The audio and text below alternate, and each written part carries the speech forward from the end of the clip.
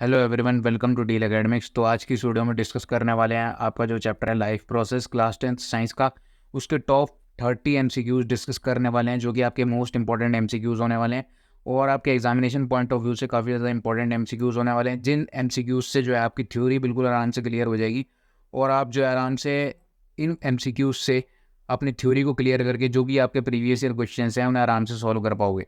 क्योंकि main portion क्या है, आपका थ्योरी पोर्शन जो है वो क्लियर होना चाहिए। जैसे ही आपका थ्योरी पोर्शन क्लियर हो जाएगा तो आप जो है ज़्यादा से ज़्यादा क्वेश्चंस प्रैक्टिस कर सकते हो।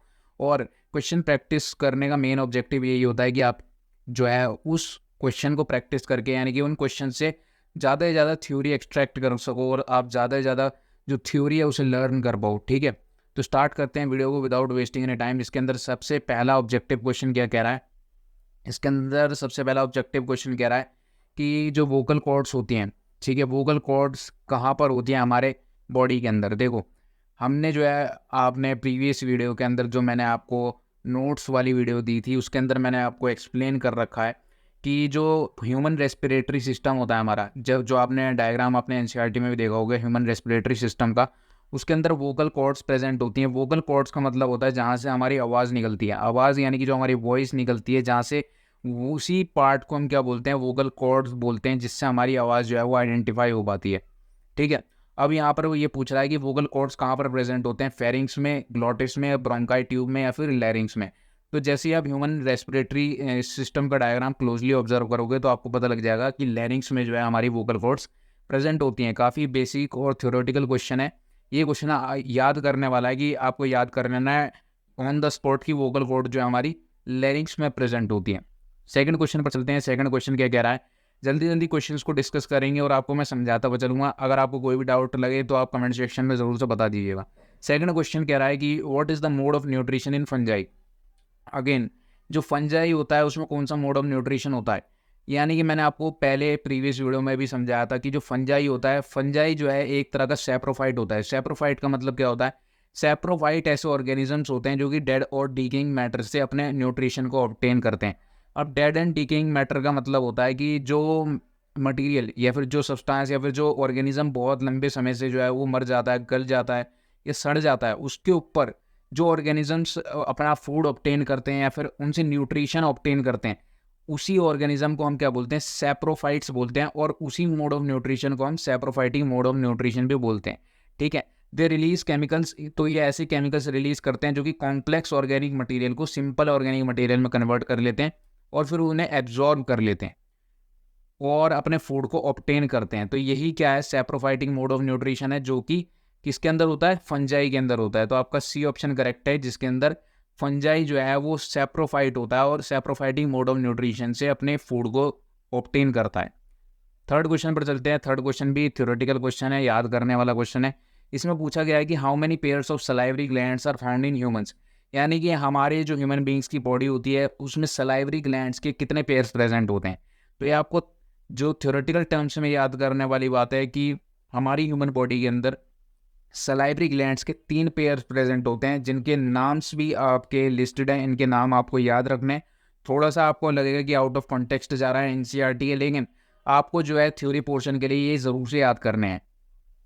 इसके अंदर 3 पेयर्स प्रेजेंट होते हैं हमारी ह्यूमन बॉडी में सलाइवरी ग्लैंड्स के। इसके नाम लिखे हुए हैं। पहला है आपका पैरोटिड ग्लैंड, दूसरा है सब मैंडिबुलर ग्लैंड और तीसरा है सबलिंगुअल ग्लैंड्स। ठीक है, तीनों के नाम आप जो है याद कर सकते हो थ्योरी पोर्शन के लिए।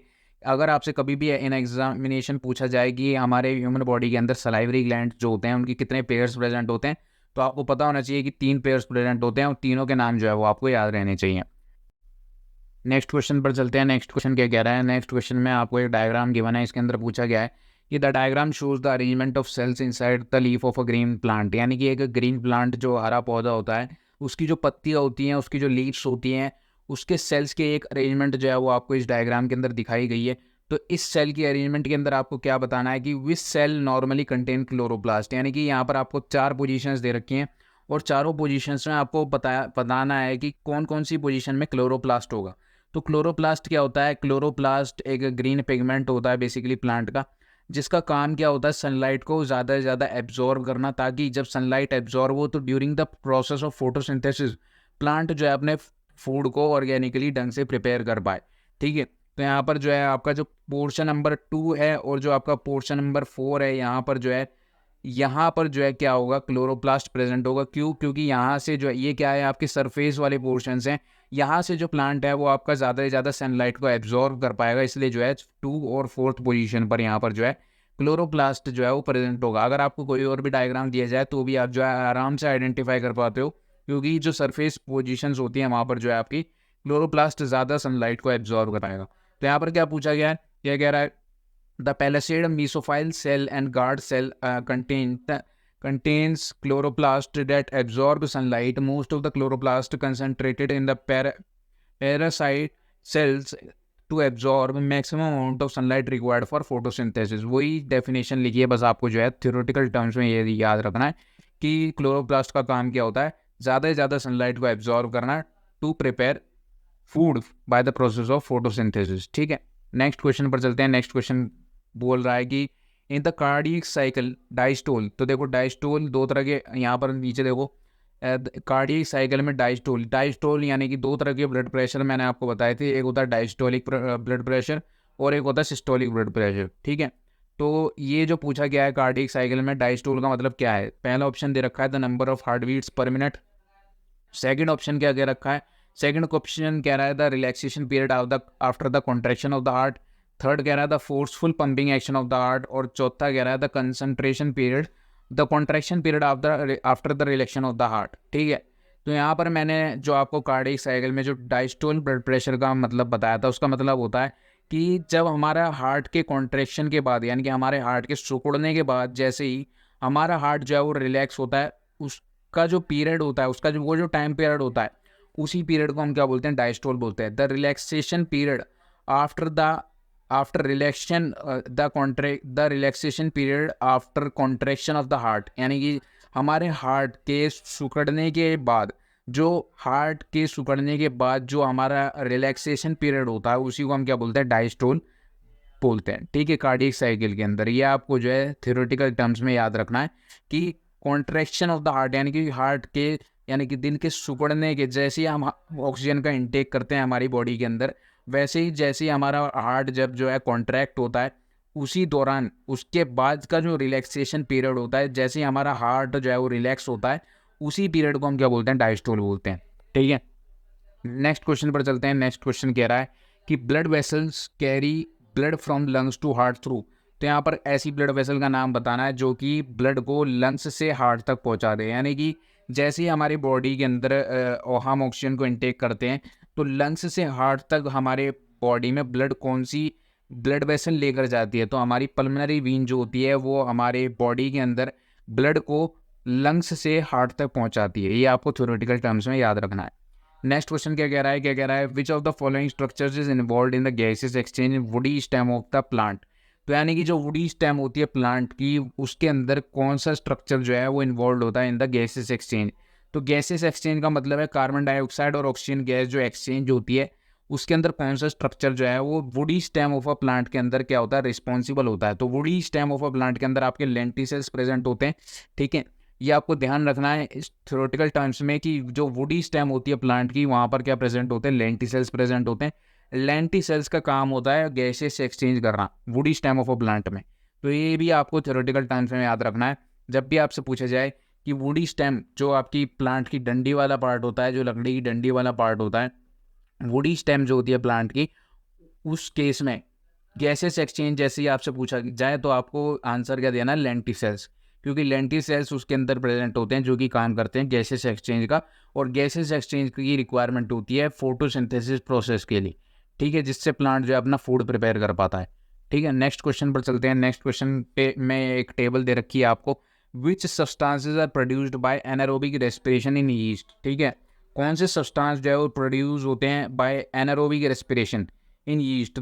तो देखो एनारोबिक रेस्पिरेशन मैंने आपको पिछली वीडियो के अंदर भी समझाया था, जो हमारी नोट्स वाली वीडियो थी, कि जो एनारोबिक रेस्पिरेशन होती है यीस्ट में, इसमें क्या होता है, एनारोबिक रेस्पिरेशन के दौरान जो हमारा ग्लूकोज है, ग्लूकोज सबसे पहले किस में ब्रेक डाउन होता है, एल्कोहल के अंदर ब्रेक डाउन होता है, और साथ के साथ जो कार्बन डाइऑक्साइड गैस होती है वो रिलीज होती है एनारोबिक रेस्पिरेशन के दौरान। ठीक है, तो ये आपका अगर आपको ये समझना हो तो इसका जो नोट्स का लिंक है वो भी मैं आपको डिस्क्रिप्शन बॉक्स में डाल दूँगा, वहाँ से जाकर आपको समझ लेना है। बाकी जैसे ही आपको एनारोबिक रेस्पिरेशन के बारे में पूछा जाए यीस्ट के अंदर, तो इसमें क्या होता है कि ग्लूकोज ब्रेक डाउन हो जाता है किसमें, अल्कोहल में, और क्या प्रोड्यूस होती है, कार्बन डाइऑक्साइड गैस प्रोड्यूस होती है। तो इसका ए वाला ऑप्शन जो है वो करेक्ट हो जाएगा, ठीक है।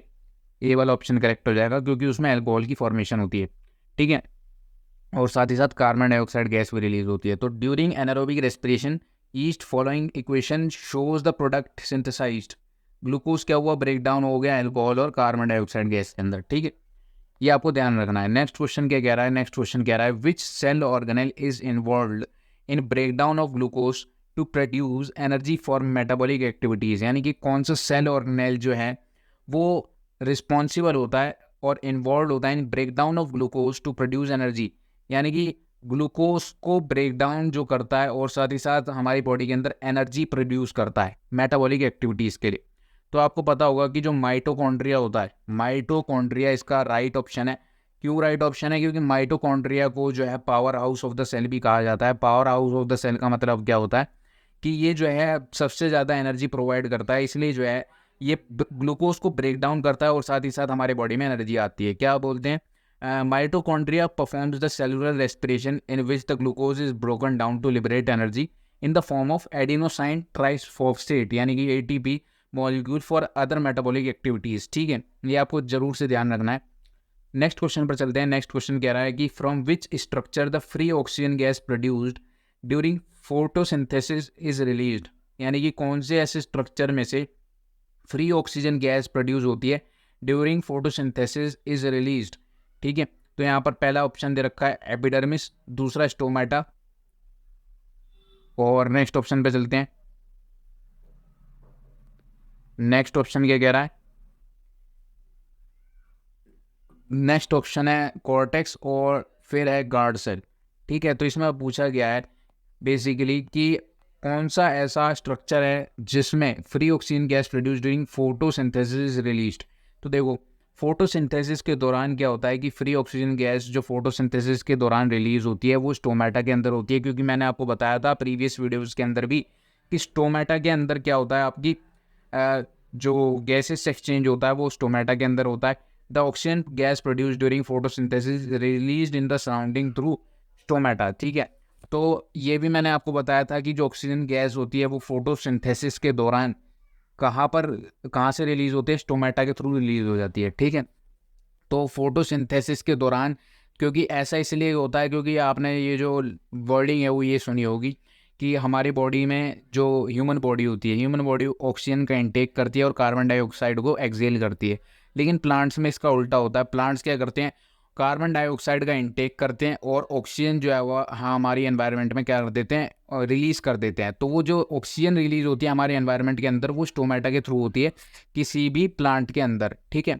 ये आपको ज़रूर से ध्यान रखना है कि जो स्टोमेटा होता है, स्टोमेटा का काम होता है ऑक्सीजन गैस को रिलीज़ करना during the process of photosynthesis. Next question पर चलते हैं। नेक्स्ट क्वेश्चन क्या कह रहा है कि a plant is kept in the dark for 2 days, ठीक है। एक प्लांट है उसे हमने जो है वो डार्क में रख दिया 2 दिन के लिए।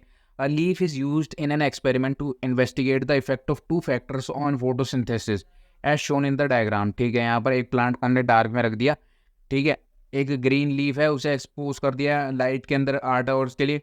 लीफ रिमूव्ड, ठीक है, core out so leaf can pass through substance to absorb carbon dioxide, ठीक है। यहाँ पर पूछा गया है, क्या पूछ रखा है कि what are the colours of Q and R when the leaf is tested for starch using iodine solution. तो यहाँ पर आपको जो है कलर बताना है कि क्यू और आर का क्या क्या कलर होगा, ठीक है। When the leaf is tested for starch using iodine solution, ठीक है। तो यहाँ पर आपसे पूछा गया है, देखो यहाँ पर क्या है कि एक प्लांट को हमने डार्क में रखा जब 2 दिन के लिए, तो उसके केस में क्या होगा कि, तो इसके अंदर क्या होगा बेसिकली, यहाँ पर जो ग्रीन लीफ है यहाँ पर प्रोड्यूस करी गई है जो ग्रीन लीफ, और यहाँ पर जो है आपको एक एक्सपेरिमेंट करा गया है, ठीक है।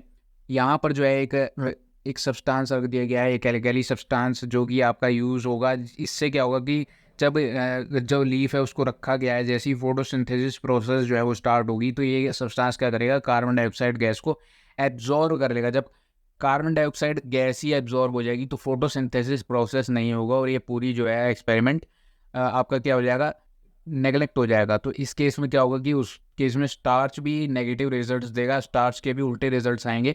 इसलिए जो है यहाँ पर इसका जो कलर होता है ना तो ब्लैक आएगा ना ब्लू आएगा, यहाँ पर इसका कलर क्या आ जाएगा, ब्राउन कलर आएगा।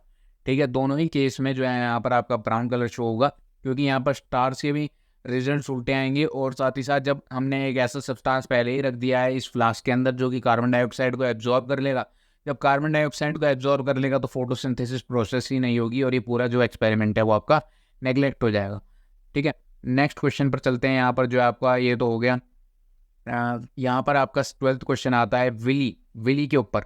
Willie present on the internal wall of intestine help in. तो देखो विली जो होती है, विली मैंने आपको प्रीवियस वीडियो में भी समझाया था कि विली का काम क्या होता है, इंटेस्टिनल क्या होता है यहाँ पर, villi present in the internal wall of intestine help in.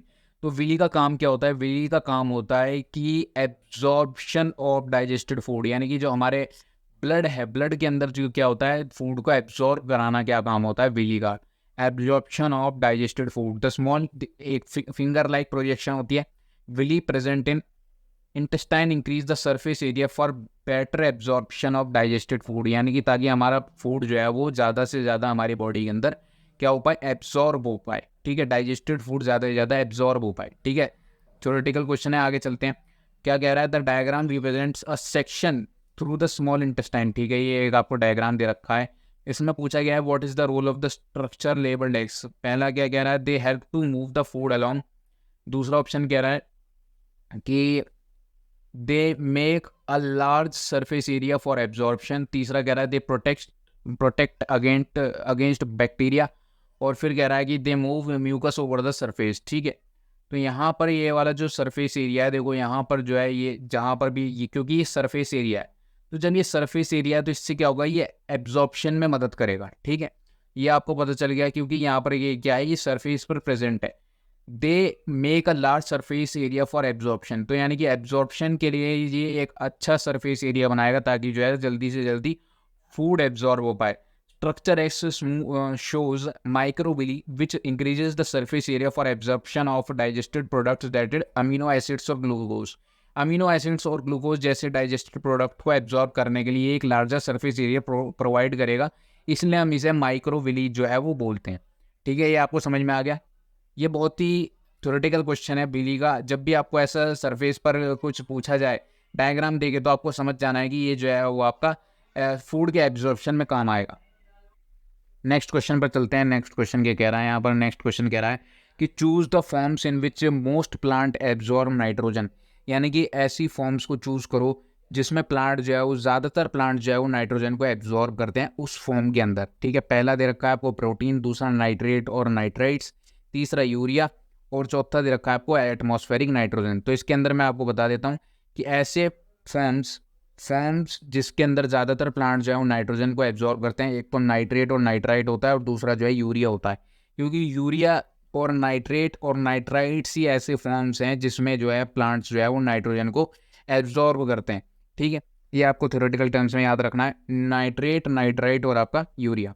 Next question कह रहा है only 2 of the following statements accurately describe what happens in the mouth. ठीक है, इसमें से 2 स्टेटमेंट जो है वो करेक्ट हैं, वो हमें बतानी है कौन सी है। पहला है amylase break down large starch molecules into smaller maltose molecules। ठीक है, दूसरा कह रहा है chewing increases the surface area of food for digestion। तीसरा कह रहा है saliva emulsifies fat into smaller droplets। और चौथा कह रहा है teeth break up large insoluble molecules into smaller soluble molecules। ठीक है, तो इसके अंदर 2 स्टेटमेंट जो आपको बतानी है कि जो कि हमारे माउथ के अंदर करेक्ट हैं, जो 2 स्टेटमेंट जो हमारे माउथ को करेक्टली डिफाइन करती हैं। तो इसके अंदर देखो सलाइवा का जो काम होता है, सलाइवा का काम जो है वो किसी भी चीज़ को इमल्सिफाई करना नहीं होता है। ठीक है, तो सलाइवा का तो यहाँ पे ये स्टेटमेंट रॉन्ग हो गई। चौथा कह रहा है teeth breakup large insoluble molecules into smaller soluble molecules. तो टीथ जो है वो ऐसा भी नहीं करता, इनसॉल्युबल मॉलिक्यूल्स को स्मॉलर सॉल्युबल मॉलिक्यूल्स में ब्रेक डाउन नहीं करता। अब फर्स्ट और सेकंड ऑप्शन ही बचते हैं, तो यही करेक्ट है। इसमें पहला ऑप्शन क्या कह रहा है, अमाइलेज क्या करता है, ब्रेक डाउन करता है लार्ज स्टार्च मॉलिक्यूल्स को स्मॉलर माल्टोस मॉलिक्यूल्स के अंदर। ठीक है, सलाइवरी अमाइलेज जिसे हम कहते हैं। सेकंड क्या कह रहा है, chewing increases the surface area of food for digestion. Chewing से क्या होता है, हमारा जो सरफेस एरिया होता है फूड का वो इंक्रीज होता है डाइजेशन के लिए। तो इसमें फर्स्ट और सेकंड वाली स्टेटमेंट करेक्ट है, इसलिए इसका ऑप्शन नंबर ए करेक्ट हो जाएगा। नेक्स्ट क्वेश्चन पर चलते हैं। नेक्स्ट क्वेश्चन कह रहा है कि when a person eat some egg whites, यानी कि जब एक इंसान जो है एग वाइट्स खाता है, proteins and water enter the stomach, तो प्रोटीन और वाटर साथ में हमारे स्टमक में एंटर करता है। Which substances are found in living, which substances are found leaving the stomach and leaving the small intestine, तो कौन से सब्सटेंसेज जो है हमारे स्टमक में पाए जाएंगे जो कि स्मॉल इंटेस्टाइन में बचे होंगे। तो लीविंग द स्टमक और लीविंग द स्मॉल इंटेस्टाइन, पहला ऑप्शन रखा है आपका amino acids water, amino acids and water. दूसरा फैटी एसिड्स ग्लाइसरोल और वाटर, फिर फैटी एसिड्स ग्लाइसरोल और वाटर, फिर protein and water, fatty acids and glycerol. तो यहाँ पर protein, amino acids and water और वाटर, ठीक है। तो इसके अंदर देखो अमीनो एसिड्स का तो मतलब ही नहीं बनता, क्योंकि यहाँ पर हमारे बॉडी के अंदर क्या जा रहे हैं, एग वाइट्स जा रहे हैं। एग वाइट्स के अंदर क्या होता है, प्रोटीन होता है और अमीनो एसिड्स होते हैं और वाटर होता है, ठीक है।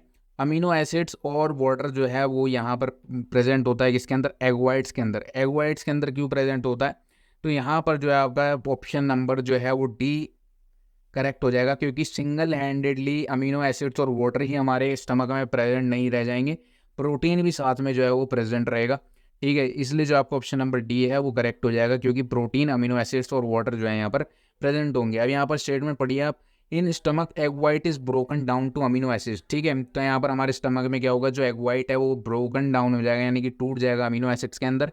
It contains albumin protein which is not completely broken down, इसके अंदर एल्बियम प्रोटीन होता है जो कम्प्लीटली टूटता नहीं है। Some of it is further hydrolysed in intestine, ये हाइड्रोलाइज हो जाता है, from where amino acids are absorbed by food, और इसमें क्या होता है कि अमीनो एसिड्स जो है वो फूड के द्वारा एब्जॉर्ब कर लिए जाते हैं। तो यहाँ पर आपको जरूर से ये ध्यान रखना है कि सिंगल हैंडेडली जो है वो आपके अमीनो एसिड्स और वाटर ही प्रेजेंट नहीं होंगे, यहाँ पर जो आपके प्रोटीन भी साथ में प्रेजेंट होंगे। नेक्स्ट क्वेश्चन पर चलते हैं। नेक्स्ट क्वेश्चन कह रहा है कि फोटोसिंथेसिस में, in photosynthesis which substances are used up which are produced and which are necessary but remain unchanged after the reaction, यानी कि कौन फोटोसिंथेसिस के दौरान ऐसी कौन सी सब्सटेंस है जिनका इस्तेमाल हो जाता है, जो प्रोड्यूस होते हैं और जो ज़्यादा नेसेसरी होते हैं, लेकिन रिएक्शन के बाद जो है वो वैसे के वैसे ही रहते हैं, अनचेंज्ड रहते हैं, ठीक है। पहला यूज्ड अप क्या कह रहा है कि जो यूज़ हो जाता है कार्बन डाइऑक्साइड, दूसरा प्रोड्यूस होता है कि water, remain unchanged oxygen, chlorophyll, carbon dioxide और वाटर, ऑक्सीजन, स्टार्च और सेलुलोज, वाटर, ऑक्सीजन और क्लोरोफिल। तो यहाँ पर जो है आपको सारे ऑप्शंस देखने हैं, सारे ऑप्शंस को एनालाइज करना है, अपनी जो रिएक्शन वाली स्टेटमेंट है फोटोसिंथेसिस की उसको भी आपको देखना है। तो इसके अंदर क्या होता है कि वाटर, तो यहाँ पर क्या हो जाए कि अब सबसे पहले आप जो है यहाँ पर इक्वेशन देख लेते हैं कि क्या होता है फोटोसिंथेसिस के दौरान। देखो इक्वेशन में क्या है कि हमें पता है कि फोटोसिंथेसिस के दौरान कार्बन डाइऑक्साइड और वाटर का इस्तेमाल होता है in the presence of sunlight या क्लोरोफिल टू फॉर्म ग्लूकोज और आपका ऑक्सीजन, ठीक है। अब यहाँ पर क्या क्या इस्तेमाल हो गया, इसके अंदर यूज्ड अप क्या हुआ, यहाँ पर वाटर तो यूज़ हो गया, ठीक है, वाटर यूज़ हो गया, और यहाँ पर प्रोड्यूस क्या हुआ, प्रोड्यूस हुआ यहाँ पर ऑक्सीजन, ठीक है, ऑक्सीजन प्रोड्यूस हुआ। और जो चीज़ वैसे की वैसे ही रही, वैसे की वैसे ही कौन सी चीज़ रही यहाँ पर जो है वो क्लोरोफिल या फिर सनलाइट जो है वो वैसे की वैसी ही है, ठीक है। तो इसके अंदर आपका जो डी ऑप्शन जो है वो करेक्ट हो जाएगा। ऐसा क्यों, क्योंकि यहाँ पर यूटिलाइज क्या क्या चीज़ हुई, वाटर यूटिलाइज हुआ, प्रोड्यूस ऑक्सीजन हुआ, और साथ ही साथ आपका जो चीज़ वैसी की वैसी ही रही वो क्या थी, क्लोरोफिल था, ठीक है। नेक्स्ट क्वेश्चन पर चलते हैं। नेक्स्ट क्वेश्चन क्या कह रहा है कि what is the final product of photosynthesis, तो फोटोसिंथेसिस का फाइनल प्रोडक्ट क्या होता है। तो फोटोसिंथेसिस का फाइनल प्रोडक्ट ना तो प्रोटीन होता है, ना ही फैट होता है, और ना ही मिनरल सॉल्ट होता है। तो इसका जो फाइनल प्रोडक्ट होगा वो स्टार्च होगा। The final product of photosynthesis in plants is glucose and water, ठीक है, ग्लूकोज और वाटर होता है। Glucose produced in is stored as starch in store organ, यानी कि क्या होता है कि जो ग्लूकोज प्रोड्यूस होता है हमारी बॉडी के, वो जो प्लांट की बॉडी होती है, in the by the process of photosynthesis जो ग्लूकोज प्रोड्यूस होता है उसे स्टोर किया जाता है as starch molecules storage organs के अंदर, यानी कि जो प्लांट के ऑर्गन्स होते हैं उनके अंदर जो है उस ग्लूकोज को स्टोर कर जाता है एज स्टार्च, ठीक है। ये आपको ध्यान रखना जिससे कि उन्हें एनर्जी मिलती है। नेक्स्ट क्वेश्चन पर चलते हैं। नेक्स्ट क्वेश्चन कह रहा है कि during vigorous physical exercise lactic acid is formed from glucose inside the muscle cells because, ठीक है, मैंने जो है ये आपको नोट्स में भी समझाया था कि जब हम बहुत ज़्यादा एक्सरसाइज करते हैं, फिजिकल एक्सरसाइज, तो हमारे बॉडी में लैक्टिक एसिड प्रोड्यूस होता है। और लैक्टिक एसिड प्रोड्यूस होता है तो क्यों प्रोड्यूस होता है? क्योंकि हमारे बॉडी में क्या होती है, ऑक्सीजन की कमी होती है। जब ऑक्सीजन की कमी होगी तो हमारे मसल सेल्स जो है वो क्या करेगा, लैक्टिक एसिड को प्रोड्यूस करेगा। अब लैक्टिक एसिड जब हमारी बॉडी के अंदर प्रोड्यूस हो जाता है तो हमारी मसल सेल्स जो है वो बहुत ज़्यादा दर्द करने लग जाती है। इसलिए इसका ऑप्शन नंबर जो है वो ये करेक्ट हो जाएगा, there is lack of oxygen. ठीक है, नेक्स्ट क्वेश्चन पर चलते हैं। नेक्स्ट क्वेश्चन कह रहा है कि the following changes take place in an athlete's body during a 100 metre race, which change occur first. तो इसके अंदर आपको बताना है कि एक 100 मीटर की रेस में एक एथलीट की बॉडी के अंदर कौन कौन से चेंजेस आते हैं। और पहला क्या चेंज आता है, increased availability of oxygen to muscle, यानी कि जब एक एथलीट जो है भागना शुरू करता है तो एकदम से उसकी बॉडी में ऑक्सीजन आ जाती है, या ज़्यादा से ज़्यादा ऑक्सीजन उसकी बॉडी के अंदर आती है, पहला। दूसरा है आपका इंक्रीज्ड ब्रीथिंग रेट, यानी कि उसकी सांसें तेज हो जाती हैं। थर्ड है आपका increased carbon dioxide concentration in the blood, यानी कि ब्लड में कार्बन डाइऑक्साइड की कंसंट्रेशन आती है। और डी है आपका increased production of carbon dioxide bye muscles, तो यानी कि जो प्रोडक्शन होती है कार्बन डाइऑक्साइड की मसल्स के अंदर वो ज़्यादा हो जाती है। तो इसके अंदर जो है आपका डी ऑप्शन करेक्ट होगा, कि क्योंकि जैसे ये एथलीट जो है वो भागना शुरू करता है, जब वो भागना शुरू करेगा तो वो सबसे पहले क्या करेगा, ऑक्सीजन को इनटेक करेगा और सबसे पहले उसकी मसल्स जो है वो कार्बन डाइऑक्साइड को प्रोड्यूस करेंगे। और जैसे ही प्रोड्यूस करेंगे वैसे ही वो जो है उसको एक्सेल कर देगा, यानी कि उसे बाहर निकाल देगा बॉडी से। क्योंकि जब प्रोडक्शन चालू होगी कार्बन डाइऑक्साइड की, जब वो भागेगा ज़्यादा से ज़्यादा कार्बन डाइऑक्साइड की प्रोडक्शन चालू होगी और वो जो है वो उसे एक्सेल करेगा, बाहर निकालेगा बॉडी के। ठीक है, तो ये आपको ध्यान रखना है, इसमें आपकी इक्वेशन वही चलेगी। In order to provide energy for 100 metre race, respiration increases in athletes muscles and carbon dioxide is produced. यहाँ पर कार्बन डाइऑक्साइड और ग्लूकोज रिएक्ट करेंगे। ठीक है, कार्बन डाइऑक्साइड और ग्लूकोज रिएक्ट करेंगे किसके, और यहाँ पर वाटर, कार्बन डाइऑक्साइड और एनर्जी यहाँ पर रिलीज होगी। यहाँ पर वही वाली इक्वेशन यूज़ हो रही है जो कि आपकी लैक्टिक एसिड के अंदर भी प्रोड्यूस हुई थी। बस आपको जो है इसके अंदर ये याद रखना है कि जैसे ही एक एथलीट भागना शुरू करेगा तो उसकी बॉडी में उसके मसल सेल्स में कार्बन डाइऑक्साइड प्रोड्यूस होना शुरू हो जाएंगी ज़्यादा से ज़्यादा, ताकि वो उसे जल्दी से एक्सेल कर पाए। नेक्स्ट क्वेश्चन पर चलते हैं। नेक्स्ट क्वेश्चन क्या कह रहा है, नेक्स्ट क्वेश्चन कह रहा है कि आपका major function of contractile vacuole. तो जो कॉन्ट्रैक्टाइल वैक्यूल होता है उसका क्या मेन फंक्शन होता है, एक्सक्रीशन, सर्कुलेशन, ऑस्मो रेगुलेशन, या फिर सारी ही चीज़ें। तो देखो, कॉन्ट्रैक्टाइल वैक्यूल जो होता है हमारी बॉडी में उसका काम होता है ऑस्मो रेगुलेशन। ठीक है, ना ही एक्सक्रीशन। देखो, एक्सक्रीशन का मतलब होता है कि यहाँ पर कि जो हमारी बॉडी से जो वेस्ट मटेरियल है उसे बाहर निकालना। सर्कुलेशन का मतलब होता है हमारी बॉडी में फूड और वाटर जो जैसे दूसरे सब्सटेंस होते हैं हमारी बॉडी में सर्कुलेट करना। और ऑस्मो रेगुलेशन का मतलब होता है कि ऑर्गेनिज्म की जो बॉडी होती है उसके अंदर जो ऑस्मोटिक प्रेशर होता है उसे रेगुलेट करना। ऑस्मोटिक प्रेशर को रेगुलेट करने का मतलब है जो ऑर्गेनिज्म के अंदर जो आपकी वाटर का कंटेंट है उसे रेगुलेट करने को ही हम ऑस्मो रेगुलेशन बोलते हैं। ठीक है, नेक्स्ट क्वेश्चन पर चलते हैं। नेक्स्ट क्वेश्चन में आपको दे रखा है एक डायग्राम ह्यूमन गैस एक्सचेंज का। ठीक है, नेक्स्ट क्वेश्चन पर चलते हैं। ह्यूमन गैस एक्सचेंज का जो डायग्राम है उसके अंदर आपको दे रखा है ये वाला डायग्राम ह्यूमन रेस्पिरेटरी सिस्टम का। इसमें आपसे लेबलिंग पूछी गई है WXYZ के अंदर, ब्रोंकस, ब्रोंकाई, लेरिंग्स और ट्रेकिया। तो यहाँ पर देखो, सबसे पहले जो मैं आपको बता देता हूँ कि यहाँ पर जो है एक्स कोऑर्डिनेट जो होता है, जो यहाँ पर एक्स है, एक्स की पहले बात कर लेते हैं। एक्स क्या होता है, यहाँ पर ये चीज़ जो ये वाली पार्ट है, ये वाला, ये आपका क्या पार्ट है, इसे हम क्या बोलेंगे, ट्रेकिया बोलेंगे। इसे क्या बोलेंगे, ट्रेकिया बोल देंगे। ठीक है, ट्रेकिया बोल देंगे। और उसके बाद जो यहाँ पर वाई वाला पार्ट है, वाई वाले पार्ट को हम क्या बोलेंगे, यहाँ पर वाई वाले पार्ट को हम यहाँ पर बोल देंगे ब्रोंकाई। ठीक है, ये वाली जो छोटी छोटी आपको दिख रही हैं, जो आपकी कैपिलरीज जैसी जो होती हैं, उन्हें हम क्या बोल देंगे, उनको हम क्या बोल देंगे, ब्रोंकाई बोल देंगे। ये जो जेड वाला पार्ट है, ये वाला जो छोटा सा और पार्ट है, इसे हम क्या बोलेंगे, इसे हम ब्रोंकस बोल देंगे। और यहाँ पर जो डब्लू वाला पार्ट है, डब्लू वाले पार्ट को हम सबसे ऊपर वाला जो पार्ट है इसे हम क्या बोलेंगे, लेरिंग्स बोलेंगे। जहाँ पर हमने अभी पढ़ा था जो वोकल कॉर्ड्स वाला सिस्टम है वो यहीं पर होता है। ठीक है, तो इसके अंदर आपका जो ऑप्शन नंबर डी है वो करेक्ट हो जाएगा, क्योंकि यहाँ पर जो है आपके ब्रोंकस, ब्रोंकाई, लेरिंग्स और ट्रैकिया सारी चीज़ें जो है आइडेंटिफाई हो जाएंगी। ठीक है, नेक्स्ट क्वेश्चन पर चलते हैं। नेक्स्ट क्वेश्चन क्या कह रहा है, instrument use to measure blood pressure is. तो यहाँ पर ब्लड प्रेशर मेजर करने का कौन सा इंस्ट्रूमेंट होता है, एक होता है बैरोमीटर। बैरोमीटर तो प्रेशर को मेजर करने के लिए होता है। थर्मामीटर टेम्परेचर को मेजर करने के लिए होता है। पोटोमीटर भी नहीं होता। इसमें आपको ये ध्यान रखना है कि ब्लड प्रेशर को मेजर करने के लिए स्फाइग्नोमैनोमीटर जो है वो इसे यूज़ करा जाता है, इस इंस्ट्रूमेंट का इस्तेमाल होता है। डी ऑप्शन में आपको ध्यान रखना है। नेक्स्ट क्वेश्चन क्या कह रहा है कि in which order do these events अगर इन ह्यूमन न्यूट्रिशन, यानी कि हमारे न्यूट्रिशन के अंदर कौन कौन सी इवेंट्स होती हैं, वो सारी चीज़ें आपको बतानी है कि पहले कौन सा होता है। पहले क्या होता है, आप पहला ऑप्शन पढ़ो। पहला ऑप्शन क्या कह रहा है, डाइजेशन। डाइजेशन के बाद इंजेशन होता है, इंजेशन के बाद आपका एब्जॉर्प्शन होता है, एब्जॉर्प्शन के बाद एसिमिलेशन होता है। तो सीधा तो डाइजेशन नहीं हो जाता ना हमारी बॉडी में, तो ये वाला ऑप्शन तो करेक्ट है, इनकरेक्ट है। बी ऑप्शन में भी पहले डाइजेशन हो रहा है, तो डाइजेशन पहले हमारी बॉडी में नहीं होता है। सी ऑप्शन में देखते हैं, सी ऑप्शन कह रहा है पहले हमारी बॉडी में इंजेशन होता है, उसके बाद हमारी बॉडी में डाइजेशन होता है, डाइजेशन के बाद क्या होता है, एब्जॉर्प्शन होता है, एब्जॉर्प्शन के बाद एसिमिलेशन होता है। तो यहाँ पर सी ऑप्शन करेक्ट है, क्योंकि इसके अंदर सबसे पहले इनटेक होता है फूड का, उसके बाद वो फूड डाइजेस्ट होता है, डाइजेस्ट होने के बाद वो एब्जॉर्ब होता है, एब्जॉर्ब होने के बाद वो सर्कुलेट होता है। इसलिए जो ऑप्शन होता है, डाइजेशन के बाद क्या होता है, एब्जॉर्प्शन होता है, एब्जॉर्प्शन के बाद एसिमिलेशन होता है। तो यहाँ पर सी ऑप्शन करेक्ट है, क्योंकि इसके अंदर सबसे पहले इनटेक होता है फूड का, उसके बाद वो फूड डाइजेस्ट होता है, डाइजेस्ट होने के बाद वो एब्जॉर्ब होता है, एब्जॉर्ब होने के बाद वो सर्कुलेट होता है। इसलिए जो आपका सी ऑप्शन है वो करेक्ट है। डी ऑप्शन के अंदर एसिमिलेशन बाद में पहले आ गया, तो ये इसलिए करेक्ट नहीं है। ठीक है, नेक्स्ट ऑप्शन पर चलते हैं। आपका 25 भी यही दे रखा है कि इसके अंदर आपको डायग्राम दे रखा है ह्यूमन गट का, which numbered structure secrete digestive enzymes. ठीक है, तो इसके अंदर डाइजेस्टिव एंजाइम्स की बात करी जा रही है।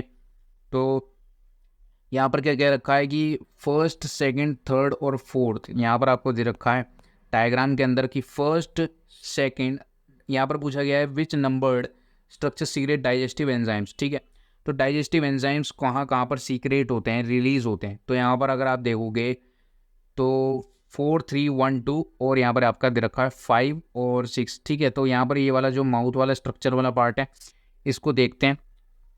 यहाँ पर क्या कह रहा है, यहाँ पर कह रहा है 1, 2, 3 और 6। ठीक है, 1, 2, 3 और 6। देखो, ऐसा इसलिए कहा गया है क्योंकि यहाँ पर जो आपके डाइजेस्टिव एंजाइम्स हैं, डाइजेस्टिव एंजाइम्स, ठीक है, डाइजेस्टिव एंजाइम्स, ठीक है।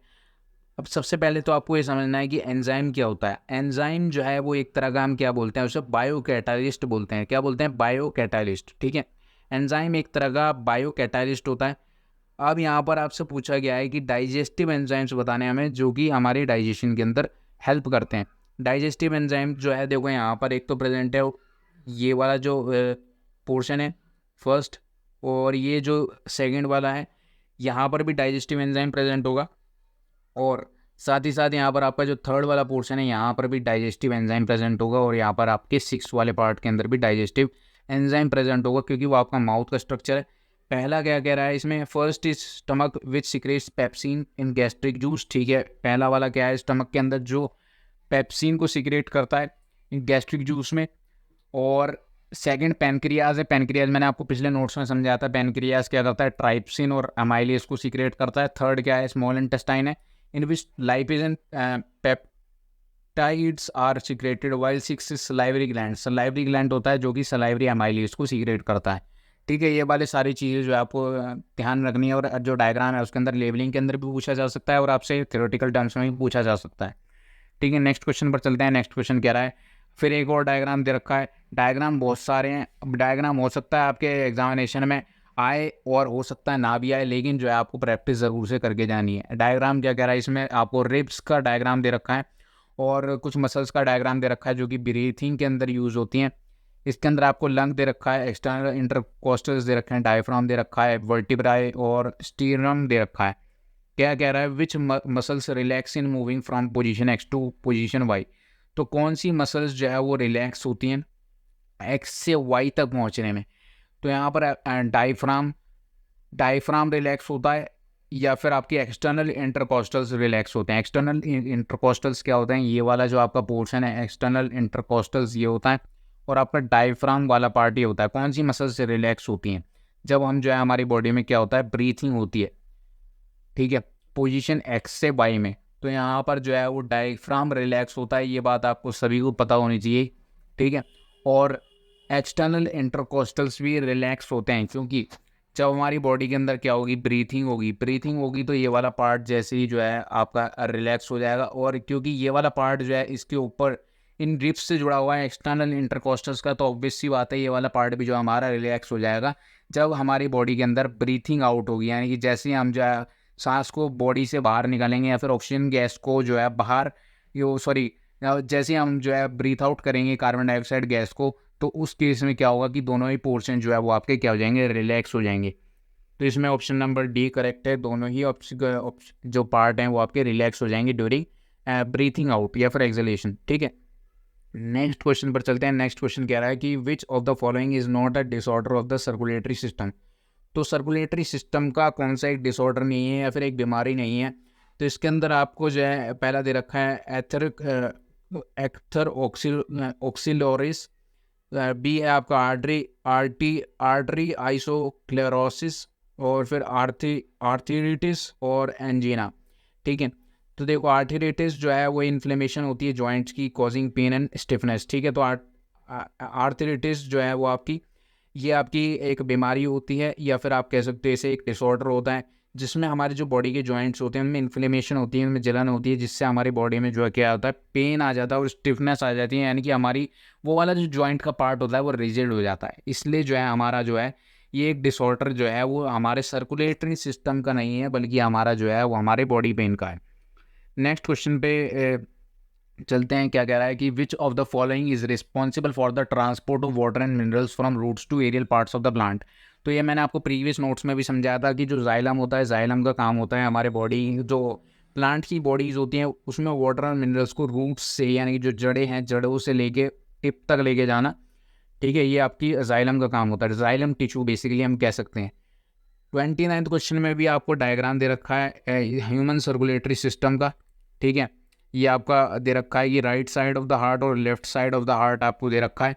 तो इसमें पूछा गया है where is the blood pressure highest, यहाँ पर ब्लड प्रेशर जो है वो सबसे ज़्यादा कौन से पार्ट के अंदर होगा, ये आपसे पूछा गया।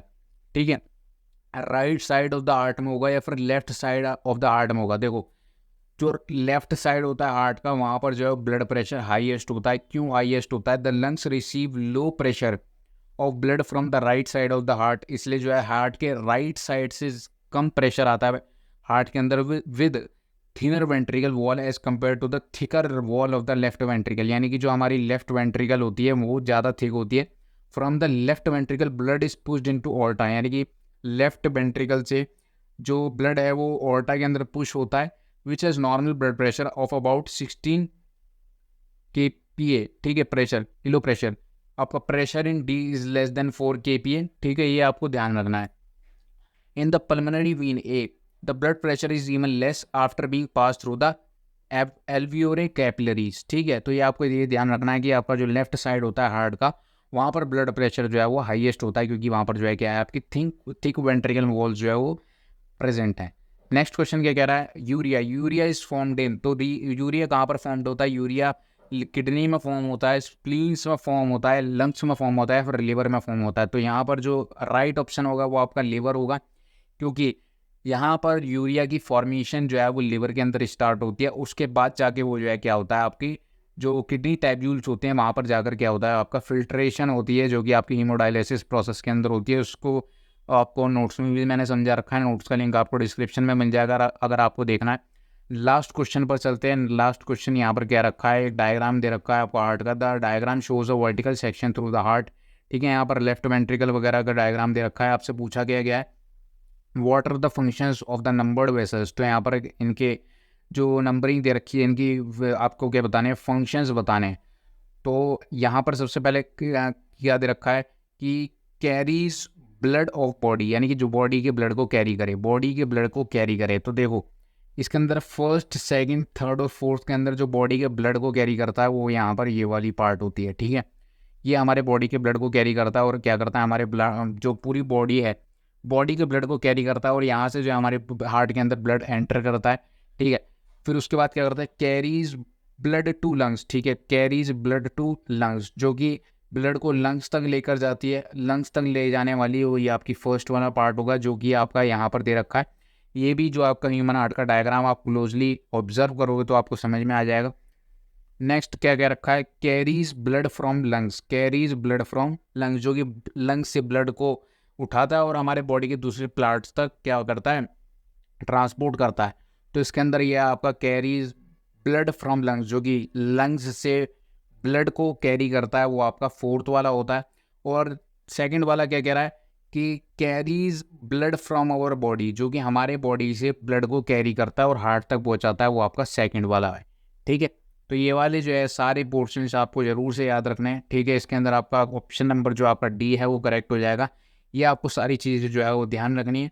ठीक है, vessel 1 is pulmonary artery and carries blood to lungs. Vessel 2 is vena cava. ठीक है, ये इन सब के नाम ज़रूर याद रखने हैं। वेसल 1 पल्मोनरी आर्टरी है, वेसल 2 वीना कावा है, और वेसल 3 ओर्टा है, और वेसल 4 पल्मोनरी वीन है। ठीक है, ये जब आप ह्यूमन हार्ट का डायग्राम क्लोजली जो है समझोगे, ऑब्जर्व करोगे, पढ़ोगे, तो आपको आराम से ये सारी चीज़ें जो है वो समझ में आ जाएंगी।